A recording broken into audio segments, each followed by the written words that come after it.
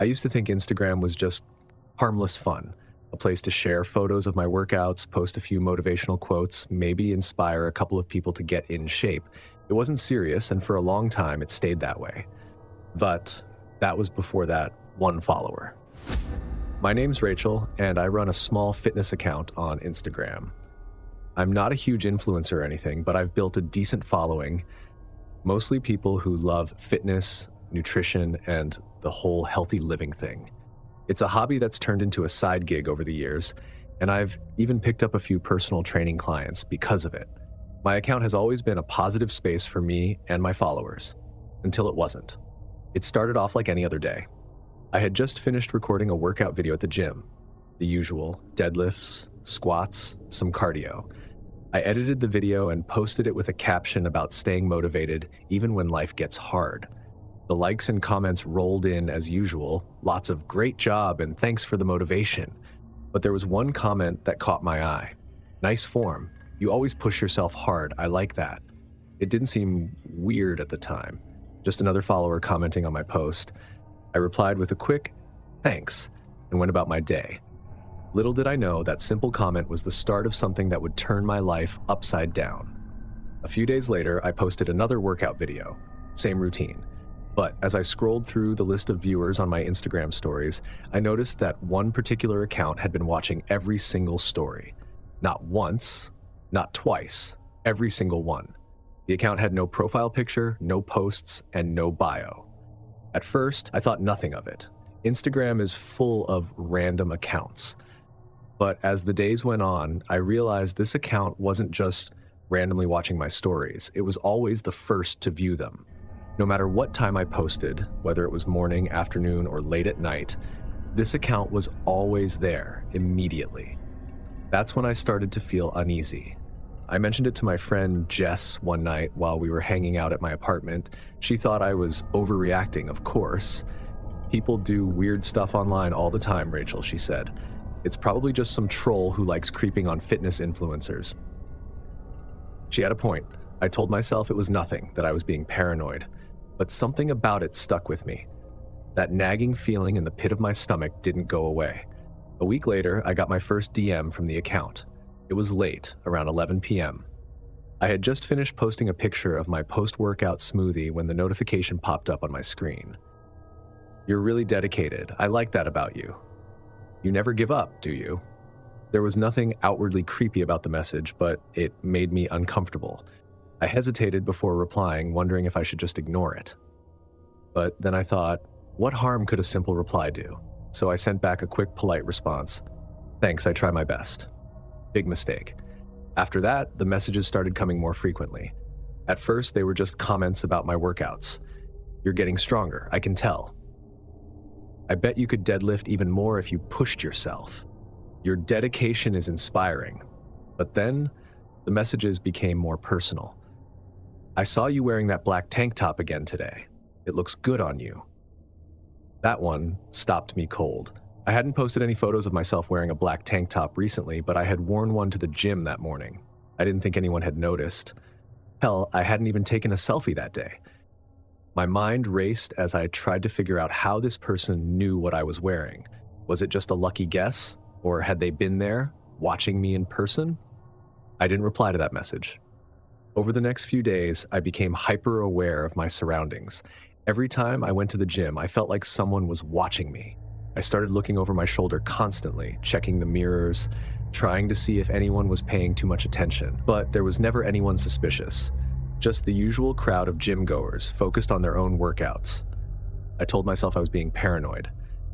But the feeling of unease wouldn't go away. Then, one evening, I was walking home from the gym when I got another message. "You should take a different route home. That street is too empty at night." I froze in my tracks. I looked around, searching the dimly lit street for any sign of someone following me. The street was deserted, but that didn't make me feel any better. I quickened my pace, practically sprinting the rest of the way to my apartment. When I got home, I locked the door behind me and immediately blocked the account. I hoped that would be the end of it. It wasn't. The next morning, I woke up to a new message, this time from a different account. No profile picture, no bio, just another random username. Blocking me won't stop me from seeing you. A sickening wave of nausea engulfed me. How many accounts did this person have? How long had they been watching me? I wanted to call the police, but what could I tell them? Someone was sending me creepy messages on Instagram? It wasn't exactly a crime, but the messages were getting worse, more personal, more invasive. A few days later, I got the message that sent me over the edge. Nice run this morning. You're getting faster. I like seeing you push yourself on the trail by the park. I hadn't posted about my run that morning. I hadn't shared anything on my story. But somehow, they knew exactly where I had been, what time I had run, and how long I had been out there. They were following me. That night, I couldn't sleep. I kept checking my phone, expecting another message to pop up. But the worst part was the feeling of being watched. Like there were eyes on me at all times, even in the supposed safety of my own home. Around midnight, I was scrolling through Netflix, trying to decide on something to watch. The glow from the screen was the only light in the room. That's when my phone buzzed with a new notification. I looked down at the screen. It was a new direct message. I know what you're watching. My breath caught in my throat. There was no way anyone could know that. I hadn't posted anything about it, hadn't even mentioned it to Jess when we talked earlier. I tried to shake off the chill creeping up my spine, telling myself it was just a coincidence. Then another message popped up. This one was worse. That documentary you're playing, the one about serial killers, not a fan. A cold wave of fear rolled through me. My TV was showing exactly that, a true crime documentary I'd picked randomly out of boredom. I quickly grabbed the remote, pausing the video. I felt exposed, vulnerable.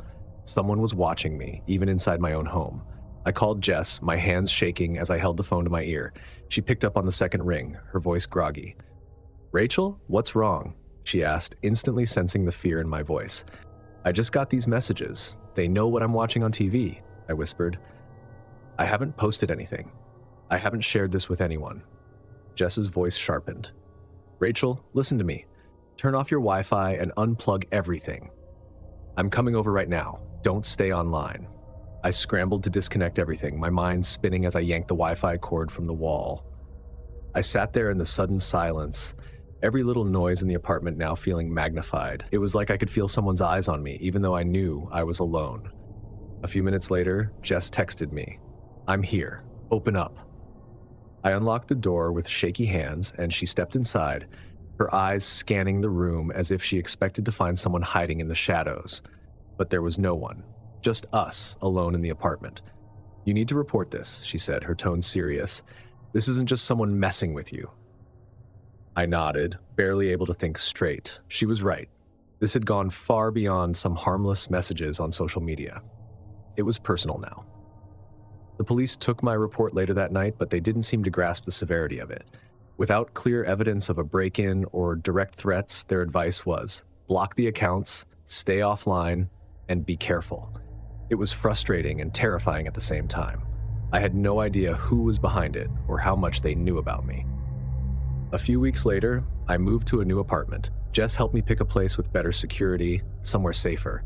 I got rid of my social media, wiped my devices, and tried to move on. I still get messages sometimes, always from unknown numbers. Random things, I never respond, but I know they're still watching. Somewhere.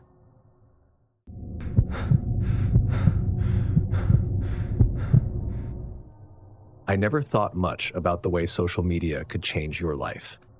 For me, Instagram was just another platform to share my art, pictures of my paintings, sketches, and the occasional peek into my daily life. It wasn't a big deal, just something I did for fun. That all changed when I got the first message. It was a typical evening at home. I was sitting on my couch, Netflix playing in the background, my cat curled up beside me as I scrolled mindlessly through Instagram. A notification popped up. Someone had messaged me. I thought it was just another follower asking about a piece I'd posted recently, so I opened it without a second thought. "I love your work. You have such a unique style. The way you see the world is special." The message seemed innocent enough. It was from someone named Mike. His profile picture was a blurry landscape and his account was private. I didn't recognize the name, but I figured he was just another art enthusiast who'd stumbled across my page. I replied with a polite thank you and moved on. forgetting about it almost instantly. But then the messages kept coming. At first, Mike's messages were friendly. He asked about my inspiration, my process, the kind of things I enjoyed talking about with other artists. But slowly, the tone began to change. His questions became more personal. He started asking where I lived, if I worked from home, and whether I liked to paint at night. Do you ever get lonely when you're working late? Do you live alone? Must be peaceful without distractions. I'd love to see your studio sometime. I bet it's amazing. That was when the unease started creeping in. His words felt too probing. I stopped replying as much, giving short, non-committal answers when I did. I told myself I was overreacting.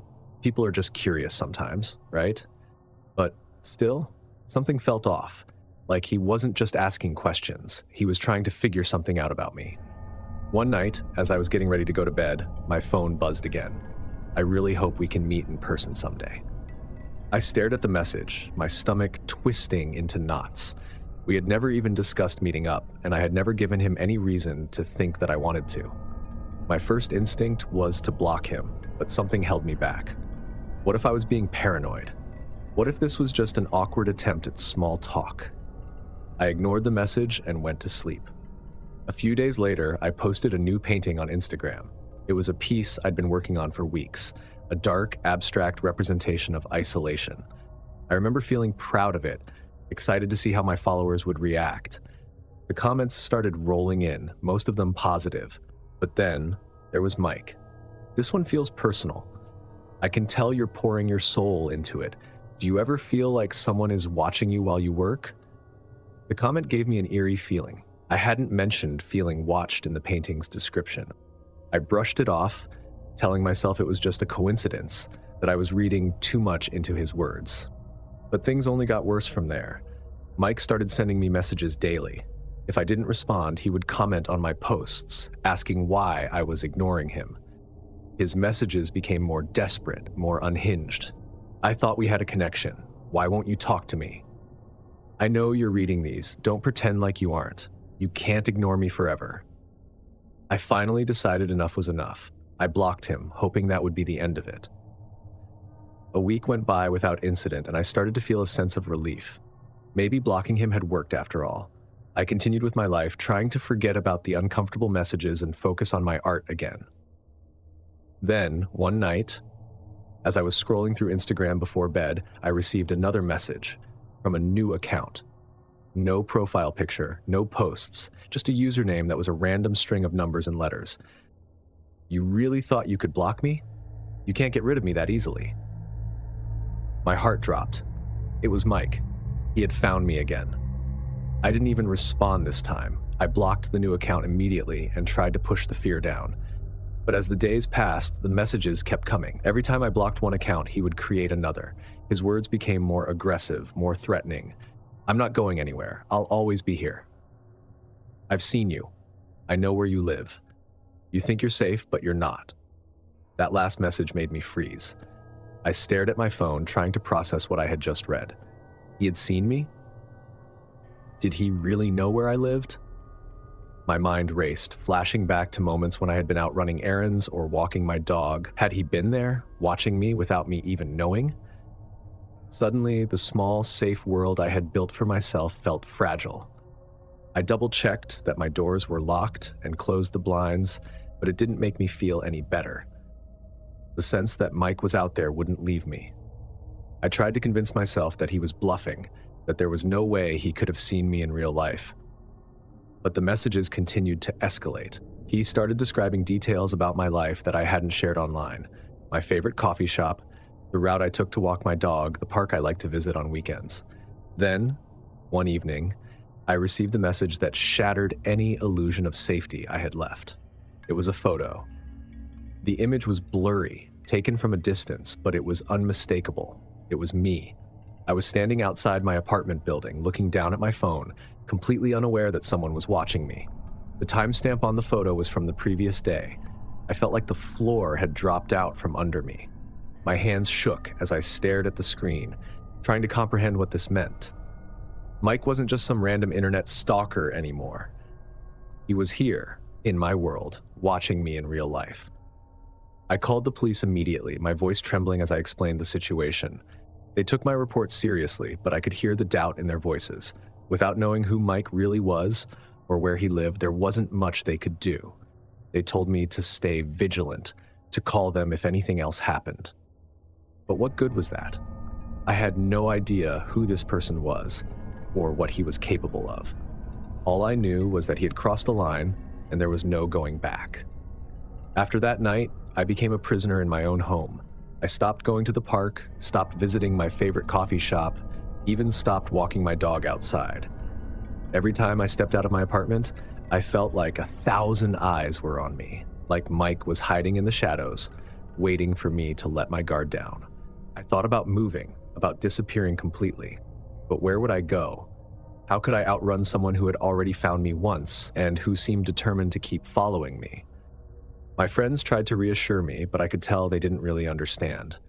They told me to block him again, to change my phone number, to take a break from social media. But none of that mattered. Mike had crossed from the digital world into my real life, and there was no escaping him now. Weeks passed, and the messages continued, though they became less frequent. I started to convince myself that maybe, just maybe, Mike had lost interest, that he had found someone else to focus his obsession on. But then, one night, as I was lying in bed, I heard a knock at my door. It was soft at first, almost hesitant. I sat up, listening. Another knock, louder this time. My apartment was dark, the only light coming from the street lamp outside. I grabbed my phone and checked the time, 3:17 a.m. No one should have been knocking at my door at this hour. My hands shook as I approached the door, peering through the peephole. The hallway was empty. My breath caught in my throat as I stared, waiting for something, anything, to happen. I backed away from the door, my mind racing. Was it Mike? Had he finally decided to come face to face? I thought about calling the police, but what would I say? That someone was knocking at my door, but I couldn't see them? Then my phone buzzed. It was a message from a new account. I'm closer than you think. I didn't sleep that night.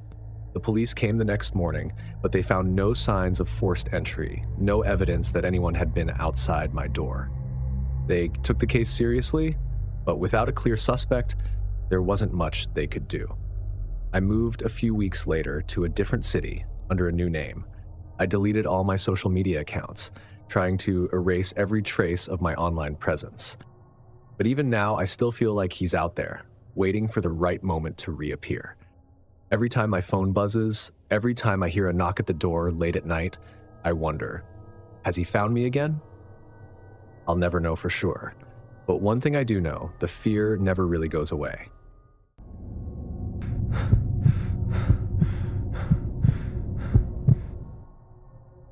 It started like a lot of things do these days, with a random Instagram follow. His profile caught my attention immediately. His name was Jake, and his page was full of beautiful, almost surreal landscape photos. Endless fields at sunset, misty mountains, abandoned places reclaimed by nature. His bio was simple, chasing beauty wherever I can find it. I was hooked. Photography had always been a hobby of mine, but I never quite had the eye for it like some people do. Jake, though, seemed to have a gift. His photos were hauntingly beautiful, and his captions were always short and mysterious, like he was revealing just enough to pull you in, but never too much. After following him for a few days, I decided to leave a comment on one of his photos. It was an image of an abandoned house, half overgrown with vines, taken at sunset. Something about it was haunting and peaceful at the same time. "This is incredible. Where did you take this?" I asked. To my surprise, he replied within minutes. "Found it while exploring a few miles outside the city. I'm always on the hunt for new spots like this." That simple interaction turned into a conversation in the DMs. We talked about photography, our favorite places to shoot, and the thrill of finding hidden gems in the middle of nowhere.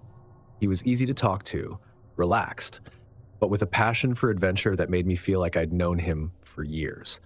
Before long, we were chatting almost daily. It wasn't long before Jake suggested that we meet up. He was planning a trip to an old mill on the outskirts of the city, a spot he'd been eyeing for a while but hadn't had the chance to visit. I hesitated. Meeting up with someone from the internet? I wasn't naive. I knew the risks. But something about Jake felt safe. He wasn't pushy or weird, and we shared so many of the same interests.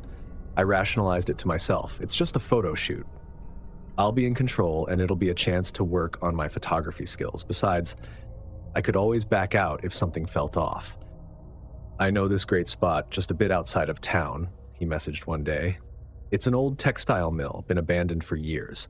I think it'd be perfect for some eerie shots. I've scouted it out before. It's completely isolated, no one goes there. What do you say? The location sounded ideal for photography, and the thought of exploring an abandoned place was thrilling in a weird way. So, despite the nagging feeling in my gut, I agreed. I told myself it was just nerves. I'd been stuck in a rut lately, and this seemed like the perfect way to shake things up. The day of the meetup, I packed my camera bag, made sure my phone was fully charged, and set out. Jake had sent me the coordinates, and it wasn't too far from where I lived. Just an hour's drive. I told a friend where I was going, even shared the location with her, just in case. Safety first, right? The drive out was uneventful, but the further I went, the more isolated the surroundings became. The bustling city streets gave way to narrow country roads, and soon I was driving through nothing but fields and patches of forest. There were no cars, no people, just me and the winding road stretching out in front of me. I checked my phone. No service. The cell towers must not reach this far out. I told myself it was fine, that I could reconnect once I got closer to the location. Still, that uneasy feeling in my stomach grew stronger. Finally, I pulled up to the spot Jake had described. It was eerie, to say the least.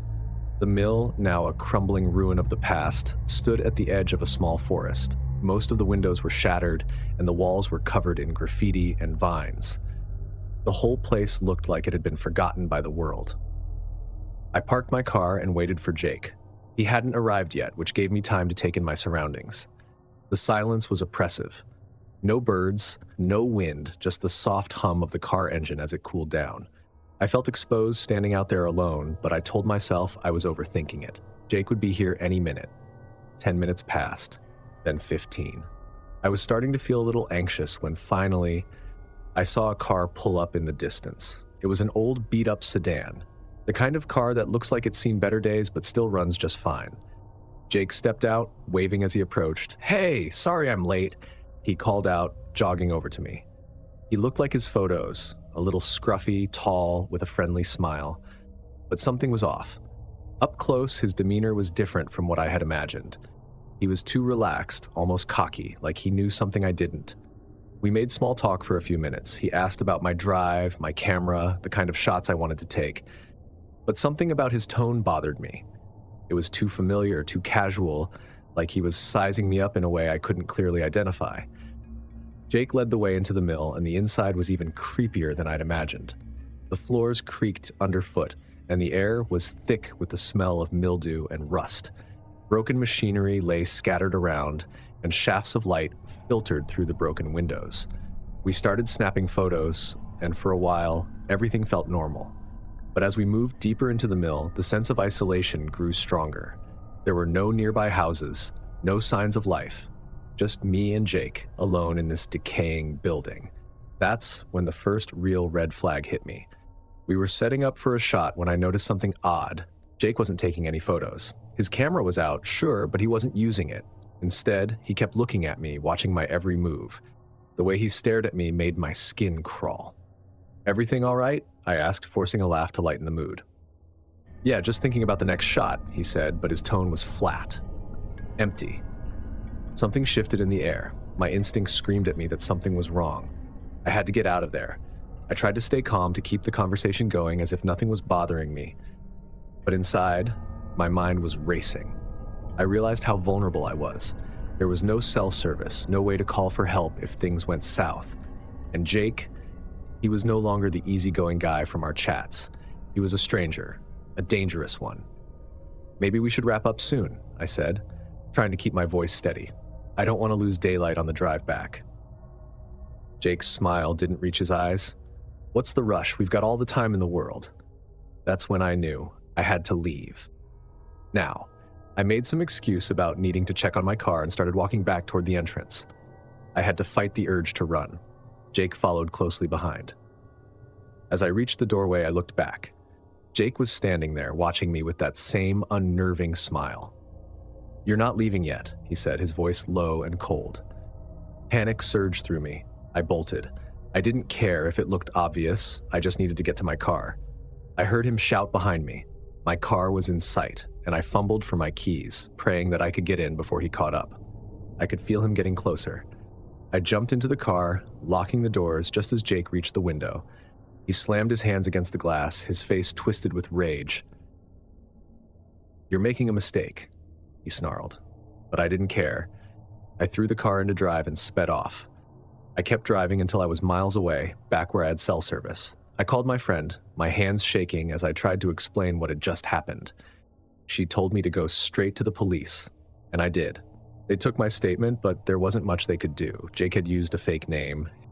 His profile was deleted by the time they tried to track him down. I still don't know who he really was or what he had planned, but I know one thing for sure: I was lucky to get out of there. The thought that he's still out there waiting for his next victim won't leave me.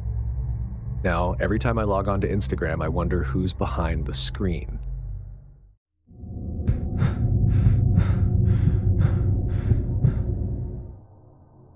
It's hard to admit, but I've always been the type of person who got emotionally attached too easily, especially online. Social media makes it so easy to connect with people, and sometimes those connections feel realer than anything happening in the world outside. That's how it started with this girl, who I'll name Lily for the sake of privacy. Her profile popped up on my Instagram one night while I was mindlessly scrolling through Reels. She wasn't following me, but we had a couple of mutual followers, so I clicked out of curiosity. Her pictures were beautiful, classic Instagram influencer vibes. She had this effortless style, the kind of person who looked just as comfortable in hiking boots on a mountain trail as she did at a high-end brunch in the city. Her smile, though, it was what drew me in. Genuine, unfiltered. The kind of smile that made you feel like she could be sitting right next to you, sharing a joke that only the two of you would understand. I thought about following her right then, but something held me back. I didn't want to seem like another random guy sliding into her DMs. So I waited, just followed her posts quietly, admiring her from a distance. Then, one day, out of nowhere, she followed me back. It was surreal. I wasn't a nobody, but I wasn't exactly popular either. My Instagram was mostly pictures of my dog, random nature shots, and the occasional post of my friends and me hanging out. I had no idea why someone like Lily would follow me, but I wasn't going to question it. The day she did, I felt this strange excitement, like maybe there was something special about me that she noticed. A few days after she followed me, I got a DM. "Hey Alex, love your dog. What's his name?" I remember feeling like I'd just won the lottery. I replied immediately, telling her my dog's name was Rocky, and that he was the best hiking buddy I could ever ask for. She responded quickly, asking about our favorite trails, how often we went out, and before I knew it, we were chatting every day. Lily wasn't just easy to talk to, she was perfect. We had so much in common, felt like I was talking to someone who had been a part of my life for years. We bonded over our shared love for the outdoors, our fascination with old movies, and even our guilty pleasure for cheesy reality TV shows. There was something about her that felt right. I started to look forward to her messages. They made the monotony of my day disappear, like she was the one bright spot in an otherwise dull routine. The more we talked, the more I began to imagine what it would be like to meet her in person. I hadn't even seen her outside of Instagram stories, but I felt like I already knew her. It took a couple of weeks for me to work up the courage to ask her if she wanted to meet. We'd been talking about our favorite coffee shops, and I casually suggested that we should grab a coffee together sometime. For a moment, I regretted sending the message. What if she thought I was coming on too strong? To my relief, she responded with a heart emoji and a simple, "I'd love that." I was on cloud 9. For days, I couldn't think about anything else. We made tentative plans to meet at this little cafe downtown, and I even bought a new shirt for the occasion. But as the day approached, Lily messaged me with an apology. "Hey, I'm so sorry, but something came up at work. Can we reschedule?" I was disappointed, but I didn't let it get to me. We rescheduled for the following weekend, but then once again, she canceled last minute. This time, it was because of a family emergency. She was always quick to apologize, quick to promise that she really did want to meet me, but it just wasn't the right time. By the third time she canceled, that nagging voice in the back of my head began to speak up. Something wasn't right. But I brushed it off, convincing myself that I was overthinking things. People get busy, things come up. Still, a part of me wondered why she hadn't posted anything on her stories during these so-called emergencies. I even checked her account after she canceled, but there was no mention of work, family, or anything out of the ordinary. Just the usual photos, her hiking, eating brunch, enjoying life as if nothing was wrong. I don't know why I did it. Maybe it was curiosity, or maybe it was that creeping suspicion that had been growing in the pit of my stomach. But one night, as I was lying in bed, I took a screenshot of one of her photos and ran a reverse image search. What I found froze me in place. The picture wasn't hers. It was a stock photo. A professional model smiling brightly in a field of wildflowers. The photo had been used on several websites, none of which had anything to do with Lily. As I stared at the results, a sick feeling spreading through my entire body. I didn't want to believe it. I didn't want to accept that the girl I'd been talking to for weeks, the girl I thought I had connected with, wasn't real. I tried to convince myself that it was a mistake, that maybe she had just used the photo as a placeholder or something. But deep down, I knew the truth. Lily wasn't who she said she was. I didn't confront her right away. I spent the next few days obsessively going through her profile, looking for more inconsistencies. I reverse searched more of her photos, and sure enough, each one came back as a stock image or a picture stolen from someone else's account. Everything I thought I knew about her was a lie. When I finally confronted her, I didn't hold back. "Who are you?" I typed furiously. "I know those pictures aren't yours. Why did you lie to me?" The message sat unread for hours, and I began to think she had blocked me. I stared at the screen, waiting for some kind of response. Then, just as I was about to give up, a new message came through. "I didn't lie to you, Alex. Not about the things that matter." I stared at the message, my hands shaking. What did that even mean? She continued typing before I could respond. "I'm sorry about the photos, but everything else is real. Our connection is real. Please don't shut me out now." I wanted to believe her. I wanted to cling to the idea that, despite everything, there was still something genuine between us. But how could I trust anything she said? My mind raced as I thought about all the times she'd canceled on me, all the excuses she'd made. If she was lying about who she was, what else was she hiding? I didn't respond. I blocked her instead. For the next few days, I tried to forget about Lily. I tried to move on with my life, but something told me she wasn't truly gone. It was like she had wormed her way into my brain, and no matter how hard I tried, I couldn't get her out. A week later, I received a message from an unknown number. "You shouldn't have blocked me." My heart skipped a beat. I stared at the text, my mind racing. How had she gotten my number? I hadn't given it to her. And as far as I knew, there was no way for her to contact me outside of Instagram. "Who is this?" I texted back, even though I already knew. Her reply was immediate. "You know who this is." A strong wave of nausea overwhelmed me. How had this happened? How had I let someone like her into my life? I had no idea who she was, where she lived, or what she was capable of. The messages kept coming. Day after day, she sent me texts, alternating between apologetic and angry. One minute, she was begging for me to give her another chance. The next, she was threatening to show up at my apartment. It was a Saturday night. I had been out with some friends, trying to distract myself from the nightmare that had become my life. I hadn't told anyone about Lily, or whoever she really was, because I didn't want them to think I was stupid for falling for her lies. When I got home that night, my phone buzzed again. "Look outside." I felt a cold shiver through my body. Slowly, I walked over to my window and pulled the curtain aside. My apartment was on the second floor, and from my vantage point, I could see the street below. There, standing under the street lamp, was a figure. I couldn't make out any details, but they were staring up my window, unmoving. My hands trembled as I dropped the curtain and backed away, my heart racing in my chest. Another text came through. "Let me in, Alex. I just want to talk." I didn't respond. I couldn't. I grabbed my phone and called the police and explained the situation. They arrived within minutes, but by the time they got there, the figure was gone. They searched the area, but there was no sign of the figure.